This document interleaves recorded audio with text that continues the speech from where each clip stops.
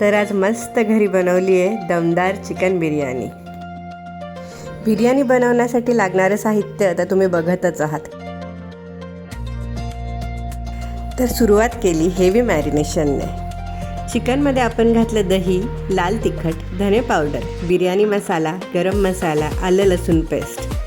Perfect मसाला लागल्यावर चिकनला थोडा वेळ रेस्ट द्या. थोडा वेळ म्हणण्यापेक्षा 2 तास तरी चिकन मॅरिनेट ठेवा, त्याच्याशिवाय त्याच्यात टेस्ट उतरणार नाही. तर चला पटकन कांदा घ्या, छान मस्त बारीक कट करा आणि तेलात लालसर होईपर्यंत फ्राय होऊ द्या. आता कांदा फ्राय झाला, चिकनसुद्धा मॅरिनेट झालं. आता कढईत तेल घ्या, कांदा फ्राय करून घ्या आणि मॅरिनेट झालेलं चिकन छान शिजवून घ्या. तर आता एका साईडला खडे मसाले घ्या, ते सर्व पाण्यात टाका. नंतर एक लिंबू घ्या आणि तो सुद्धा पाण्यात पिळून घ्या. 1 चमचा गावरानी तूप आणि मीठ त्या पाण्यात टाकून घ्या आणि ते पाणी उकळू द्या.